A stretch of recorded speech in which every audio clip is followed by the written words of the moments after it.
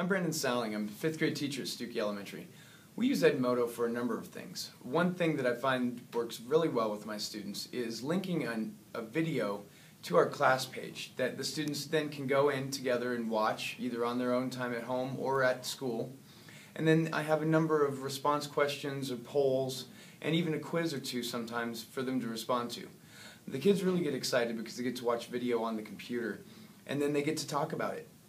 I find it as being really effective because I can monitor their discussions and ensure that they are participating in the appropriate way. Sometimes it's easier doing this and generating conversation than just having students sit and talk about it. They really get excited about having the opportunity to type to their friends about what they feel about it. At Silver Creek and Centennial, I felt that the children should have more access to technology, so I picked up program Edmodo for the children because it does have a Facebook format, which is a great tool to hook them in. It is not Facebook, but the children love picking an avatar. After doing the training for grades 3 through 5, I really needed to have an authentic activity for the children, so I chose the election. Now, our election is not a presidential election. Our election is all the special teachers in both schools read the Colorado Children Book Award nominated titles. And today, they are voting for their favorite book. They are informed voters. Lesson 1 for the Edmodo activity was a code of conduct. With all the classroom teachers, we explained to the children that texting would not be used at school and that only school content would be used. In other words, Silver Creek had a skate party on a Tuesday night. That is not school content, so it was not used on Edmodo. Okay, I'm Annie Hesterman and I teach 7th grade life science at Silver Hills Middle School.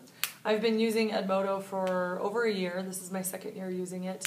And not only does it serve as a wonderful educational resource for the students, where they can get everything that they need for all of their classes and where we can put everything that they need, including lessons that we have for the day and also homework and assignments and things that students may have missed.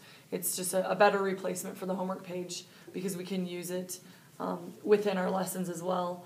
It builds rapport and relationships between the teachers and the students and also between students themselves. I had a student post last week that they felt like they knew more people this year. And so I don't know what that really is due to, but you know, it would be nice if Edmodo really were the reason for that. Last week we had parent-teacher conferences, and I had a lot of parents say that they enjoyed seeing their children engaged in their education by using Edmodo. They really loved to see that they could just go and get what they needed, and they took care of things, and they just really liked to see how involved they were with their own learning and their own education.